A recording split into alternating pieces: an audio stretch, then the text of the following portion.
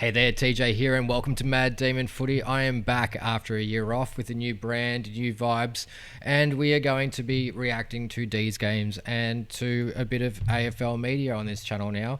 I took a year off to sort of rethink how I wanted to reapproach YouTube and also just kind of deal with the absolute suffering that was happening around our football club with Christian Petrarca, Angus Brayshaw having to retire, Clayton Oliver going off the rails, and us losing our CEO and president. So it was a tumultuous year and one of a lot of change for me, but it also gave me a bit of time to reflect on how I'd like to approach YouTube and make these videos a bit more fun and simple and just kind of like gauge the reactions of the Melbourne faithful and also do a bit of sort of like general kind of footy stuff. So with all that in mind, let's get cracking into my thoughts on this game. We face the Giants in round 1 for 2025.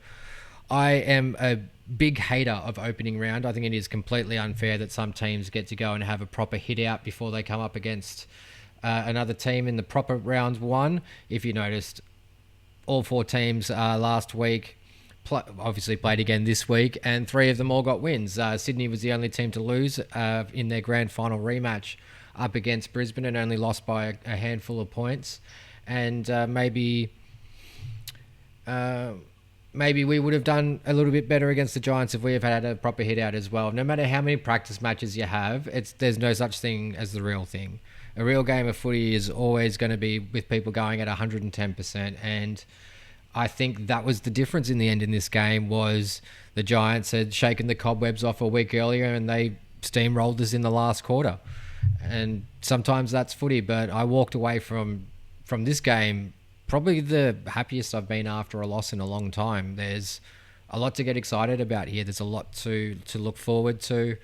We led for most of the game. That was very surprising. Having 6 debuts in a game shocked me. I was like, that just absolutely changes team chemistry. Like there's almost 1/3 of the team that hasn't pulled on the red and blue before, but they were able to connect. They were able to spread. This was the speediest I'd seen us in years. We've actually have some pace around the ground and can move, and some really, really clean disposals from some new players. Xavier Lindsay went at 100% disposal efficiency up until like midway through the last quarter, where he bombed it up to the half forward flank and just to clear space. That was his first disposal where he didn't hit a target, and we need that. We've had very hard grunt players for a long time and haven't had that class around the ball, and it was really interesting to see us with a bit of class around the ball. I thought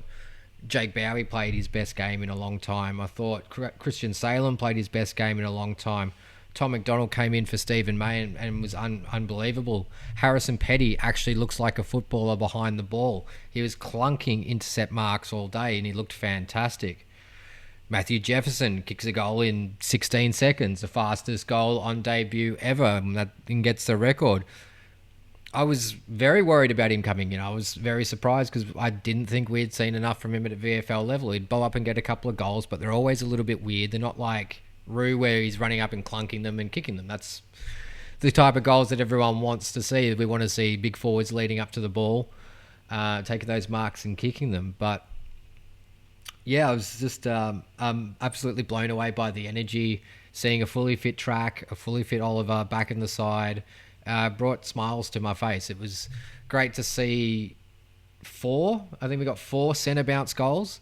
That brought me back to that 2021 grand final and that feeling. We had a bang in there. We got 2 very, very quickly. And that's where you know things are going really right, because that's the perfect play of football out of the middle, especially when you've got a dominating ruckman. You want to go tap, our midfielder gets it, maybe gets a handball off to another midfielder, and then kicking down the throat of a forward. That's what every team's trying to do. And we were able to kind of achieve that, like not always getting the mark, but at least getting the ball to ground and getting the crumbs to then get a kick on goal. And we were able to do that quite a few times in the game yesterday, which we hadn't done for quite a while. There was no way we were dominating some centre bounces last year with the way our midfield was. So it was great for us to see that energy as D's fans around the ball, led in disposals, and kicks. I think we had something like 24 marks in the first quarter. The umpiring the first half of the first quarter was horrendous. And then we had a flurry where we got like 6 free kicks, and that kind of like, that was the difference throughout the whole game, because then it was pretty much even throughout the rest of it. Dominated the mark, but yeah, definitely got beaten in clearances around the ground. And yeah, I thought we were pretty good with our turnovers. We weren't too bad. There was a couple of terrible ones that GWS were able to capitalise into goals, like I think it was Harrison Petty's kick into the middle that was turned over well. It was very wet. And I also thought that we played very well in the wet also. Generally not a strong suit for us, but we looked better when it was pissing down than when GWS were in those conditions. And then when the sun came out and it sort of dried up in that last quarter, it actually favoured GWS and the run in their legs to be able to run that game out. And yeah, unfortunately we weren't able to secure a goal with the last couple of chances through Max Gawn or Aiden Johnson. But that's footy. We've got a lot to look forward to this year. A lot of new kids, a lot of freshness in there. Tom Sparrow, how good did he look? His arms are just massive, and he's clunking those overhead marks that are really clutch when you need them. So he looks like he's just about to explode this year. Xavier Lindsay, I mentioned earlier, really happy with what I saw from him. Was a bit upset that Harvey Langford was the sub. I'm really keen to see this kid get a really good long go at it, because he excites me with the way that he goes about it. He's got a good sized body for his age. Jack Henderson also thought was pretty handy, 13 disposals, was able to kick a goal also. Geez, how many debutants actually got a goal here? It was Toby Green, buddy, 3. Jeffo got 2. Aiden Johnson got 1. Jack Henderson got 1. Yeah, that was it, which is pretty good. Three debutants to get on the board. Jake Bowie's goal was wicked. And Harry Sharp as well. Yeah, that's right. And then, yeah, Roo got held really well by Sam Taylor all day. They've got a great couple of defenders there between Sam Taylor and Jack Buckley, the GWS defenders. And then, yeah, Toby Green was just, probably the difference in the end, unfortunately, there. Let's have a listen to what Simon Goodwin had to say. Not the result you wanted, Simon, but I imagine you're walking away feeling pretty good. A lot of debutants and pretty good performance overall. Yeah, there was a hell of a lot to like in the game, and clearly when you play 5 debutants, and they all perform to a really high level, it gives you great confidence as a footy club, and it starts to build belief. And I say this a lot to the players, that you always win in some manner, and we won in a lot of manners today. And we'll certainly live in that space. There's still lots to learn in terms of the last probably 25 minutes of the game, but we did a lot right as a footy club, and we walk away without the result, but we walk away emotionally as a club feeling like we're on the right path. Do you feel like you got a bit of that? So I feel like that's like a really mature coach response to the game that we saw. It was a really good analysis of it. It looked like they're going to go back and review a lot of the last quarter and a lot of what they did wrong there. So, yeah, it's obvious where the mistakes are, and it's in that last 25 minutes. Gawn probably didn't have the best couple of minutes, and it's his opponent that kicks the winning goal as well. Unfortunately, just got a bit too much space on him running into that forward line. So there's a little bit there that needs to go over. But, yeah, emotionally with the way that the club feels, it's a lot better to walk off with your head held high, that you're really proud with the effort and that you almost pulled it away, than walking away like Carlton would be, getting pantsed after being 41 points up with your head down, feeling like you're the worst club ever. That stoppage stuff going again at times with Petrarca and Oliver and these types, it looked a little bit of flashback to a few years ago. Yeah, look, the power around the ball and the ability to win clearance was really high for 3 quarters, and it was great to see. You see how they were moving, both Christian, Clayton, Jack, Tom Sparrow in there as well. Obviously Harvey Langford late. There's a lot of power in that group, and they were certainly very dominant in the game, especially early. And it was probably the part of the game that cost us a little bit late in terms of territory. We certainly lost at clearance, we lost at centre bounce late, and we had to suck up a lot of territory in that last quarter, and that was a big part of the result at the end of the day. It's a big part of the result because having to suck up the territory means that you're doing a lot of running. And when, our midfield quartet isn't winning the centre bounce contest, it means everyone else has to do a lot more running. And yeah, just not having that extra game under the belt is probably the difference there in the last few minutes. I'm going to get you to talk about the fresh faces. Yeah. Was that a really deliberate thing that you wanted to do, or did it just work out that they were playing the best footy at the right time? Yeah, it just worked out that way. Clearly when you have two pretty high draft picks in, Langford and Lindsay, they're natural footballers. They can play the game. They're talented, but they've been able to, through the pre-season, establish a foundation of work that gives them the opportunity to play. And we've got no limitations on our young players. If they're ready to play, we'll play them, and they fit the team really well. That's always been the way that we've done things. I was saying to my brother at the game, this feels very, this very similar to when we had Rivers, Pickett and Jackson all join the side at the same time. There's a lot of freshness, but also a lot of talent there as well. And this talent that we've brought in really complements the talent that we've previously picked up, but also like our aging, mature midfield of Oliver, Viney, Petrarca and Gawn. Putting these young kids around them really rejuvenates them. For Aidan Johnson and Jack Henderson, they're 24. They've been working on building a career for 6 years. They come from a great footy club in Werribee. They played in some success in grand finals, and they played, the game the right way. They're high competitors, and they work incredibly hard. And I think you saw that today in the way they go about it. Jono's ability to just compete and bring the ball to ground, and Hendo's, pretty clean around ground level and gives you a good little spark. So. And then you got Matty Jefferson, who's 3 years, into he's had 3 pre-seasons, a couple of years developing his craft at VFL level, and that was a big reason of playing, petty forward last year, was we needed to support our front end just enough to let these guys develop at the right rate. And we feel like we've got a young group of key forwards, but we think, if we keep backing them in, and obviously Daniel Turner's a part of that as well, that they're just going to grow together, and we've just got to find a way to keep developing them the right way. I thought Aidan Johnson was fantastic, and being that sort of mature age recruit coming in after playing at Werribee, like Simon said, he was put in a utility role to not just play forward and play sort of like that weird defensive forward that Melksham kind of played, but it was also then to do the ruck relief, which then meant that at least Jacob Van Rooyen can play full forward the whole game, which is so much better as a game plan. And Aiden, he is a competitor. Like, he was really rough and gruff with the way that he tried to tackle the ruck work, and there was 1 or 2 times where he really got monstered, but the rest he really was able to kind of hold his own. And then with his pickpocket goal where he just kind of ripped the ball out, turned the corner and snapped, that shows that he's got footy in house and that he's smart. That he's just a switched on player, and I'm really excited to watch this guy grow. As for Henderson, look, his ground ball gets were fantastic, especially in the wet. The whole Werribee team, I believe, was there to cheer them on, which is fantastic. It shows that they come from a really, really good culture. And I spoke about Jeffo a bit earlier, so let's continue on with this.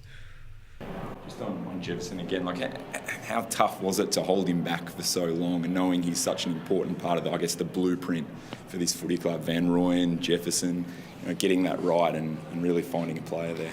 Yeah, well, Jeffo needed to develop physically first. When you're playing on, Sam Taylor, Jack Butley, Iden, these type of players, you need to be physically developed for the game to make sure he can compete to a high level. And, Jeffo's had to apply his craft there. He was a bit different to Jacob, but our recruiters went out, and said, we need to get some key position players into our footy club a couple of years ago, and this is the reason. They take time to develop, and we've just let him develop at the right time. And probably it wasn't till the back half of last year in the VFL that he really started to stand out and say, oh, hang on, this guy's going to be a bit of a player for us, and just keep making sure he's got great habits.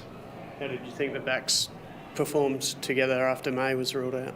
Yeah, look, obviously Tommy McDonald's an experienced defender, so I thought they performed really well. Early, they probably scored a little bit too easily on entry in the first probably 15 minutes of the game, but I thought we stabilised really well, certainly for a big part of the game. Yeah, there was that part. Like, obviously, we got the first goal very quickly, but then GWS really locked in and was able to control the game for like the next 15 minutes. We did readjust, which was, encouraging to see, and we really locked out that middle part of the game, and it was more played on our terms, or at least it felt like it for most of it. Unfortunately, we just weren't able to get enough scores on the board or really extend that lead by, I think the most we got it out to was 17 points. But that's what happens when you play a quality side like GWS.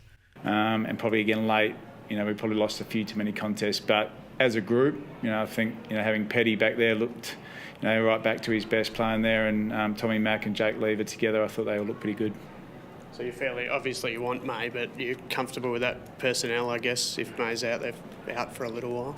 Yeah, look, I think obviously we want Steve back in our team. He's out for probably the short term, but Tommy McDonald's an experienced player. He actually played some terrific footy last year, Tommy, for us in that key defensive post. So, he's ready to go at either end of the ground, Tommy, whenever we need him. We saw the club statement on May, and that you probably know. That's an actually interesting prospect, because Tom McDonald did play really well last year in the back line as Petty played forward, but I find Petty a better defender than Tom McDonald is. So if we're going to go down that route and Tom McDonald's going to play a great game like he did this week, then, and Stephen May is possible to come back against North. If not, he'll definitely be back against Gold Coast. Do you swing T-Mac forward? Because T-Mac forward could have a 2018 kind of year.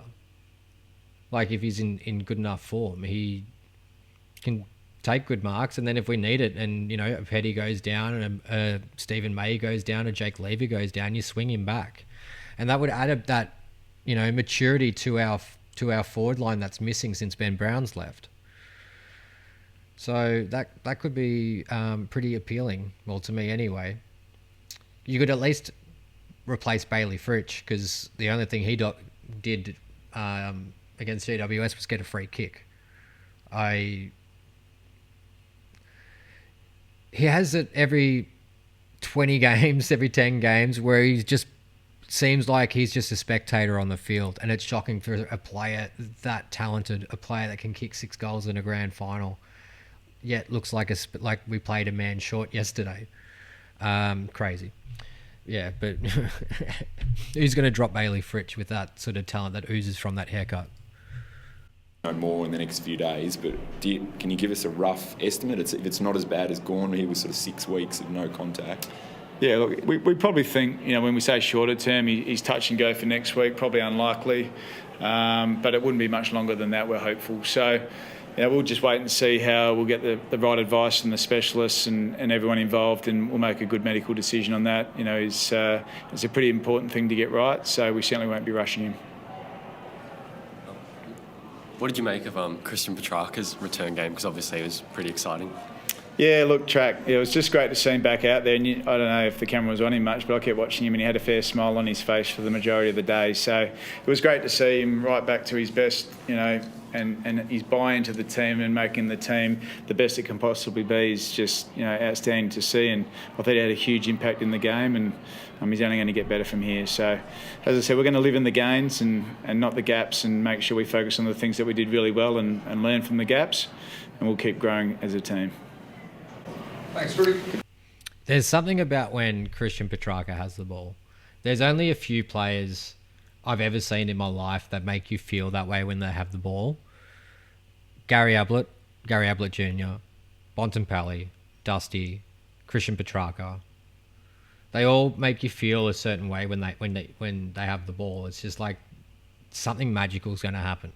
Something awesome is going to happen. There's some weird hope that comes through. And I'm so glad that he's going to end up being a one-club player. I'm so glad that all that shit didn't go, because when it comes down to it, with everything that happened with Angus and then the club not really handling it that well, the easiest thing would have been a fresh start somewhere else. And thank God we had him signed to a huge contract and kept him to it, because he loves the club. He's gotten through all of the difficult feelings, and it's hard to, you know, process those sort of emotions, you know, in your sort of mid to late 20s when you're a public figure and people are talking about your shit as well, and they're not getting it right. You know, there's people out there just making things up for clicks, and they want disaster at Melbourne. It felt like the media were trying to turn the Melbourne fan base against Christian Petrarca, and the propaganda out there was absolutely ridiculous. I couldn't believe how insane it was around him because he wanted to keep quiet. He didn't want to engage with it. And the reason why you don't engage with that sort of stuff is when you engage with rumors, it validates them in a way, even though it's just someone making stuff up. It's like, you know, whenever we saw, it was like Kane Corns talking about Cozzy Pickett, you know, ending up at Port Adelaide or whatever it was that time. It's like he started that rumor, like he started that piece of footy, you know, where, then another reporter reports that Kane Corns said this, but he's just made it up saying it would be good for them to go. And then that somehow becomes media because people click on it and then they get ad revenue and all that. So try not to get sucked in by all that stuff when they're talking about players. It sucks. It worries fans for no reason, and I hate it. But yeah, anyway, I'm going to wrap this video up here. Please let me know your thoughts in the comments below. Let me know who you think the best players are, and I'm going to do a best and fairest best player count at the end of the season. But yeah, thanks for watching Mad Demon Footy. There will be more videos out during the week. Cheers. Bye.